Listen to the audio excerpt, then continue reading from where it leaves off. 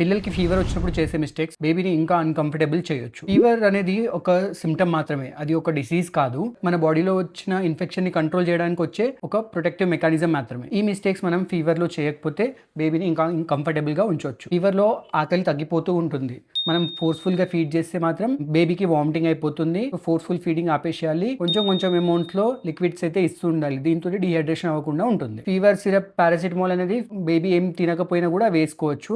అది light medicine మాత్రమే. దాంతోని ఎక్కువ ఇబ్బంది ఏం రాదు. ఫీవర్ వచ్చినప్పుడు బేబీని నార్మల్ రూమ్ టెంపరేచర్‌లో పెట్టాలి. మరీ చల్లగా గానీ, మరీ వేడి వాతావరణంలో పెట్టొద్దు. ఇంకో మిస్టేక్ పేరెంట్స్ చేసేదేంటంటే ఫీవర్ రాగానే ఎక్కువ బట్టలు వేసేయడము, వూలన్ క్లాత్స్ వేసేయడము, 2, 3 బెడ్‌షీట్స్ వేసి కప్పేయడం చేస్తుంటారు. ఇలాంటివి చేస్తే హీట్ అనేది లోపల ట్రాప్ అయిపోయి డిసిపేట్ అవ్వకుండా ఫీవర్ ఇంకా ఎక్కువ పెరిగే ఛాన్స్ ఉంటది. టెంపరేచర్ తగ్గడానికి కూడా ఎక్కువ టైం పడుతుంది. ఫీవర్ వచ్చినప్పుడు బేబీని స్పాంజింగ్ తప్పకుండా చేయాలి. స్పాంజింగ్ అనేది లూక్ వార్మ్ వాటర్ గానీ, ట్యాప్ వాటర్‌తోని చేయొచ్చు. మరీ ఎక్కువ చల్లగా నీళ్ళతోని గానీ, ఐస్ బాత్ గానీ చేయకూడదు. ఫీవర్ రాగానే డేంజర్ అని చెప్పేసి భయపడకూడదు. పానిక్ అవ్వడం ఆపేసి అండర్‌స్టాండ్ చేసుకోవడం మొదలు పెట్టాలి. ఫీవర్ వచ్చినప్పుడు ఎప్పుడు వరీ అవ్వాలంటే బేబీ బాగా డల్‌గా ఉంటుంది, నీళ్ళు కూడా తాగలేకపోతుంది, ఫిట్స్ లాగా వస్తుంది, శ్వాస తీసుకోవడానికి ఇబ్బంది ఉంటుంది, ఏమన్నా ఫీవర్ 2, 3 రోజులకు మించి ఉంటుంది, పెరుగుతుంది కానీ తగ్గడం లేదు, ఇలాంటివి ఉంటే మాత్రం మీ పీడియాట్రిషియన్ని కన్సల్ట్ అవ్వండి. ఫీవర్ వచ్చినప్పుడు మనం పానిక్ కాకుండా ప్రాపర్‌గా కేర్ తీసుకుంటే సరిపోతుంది.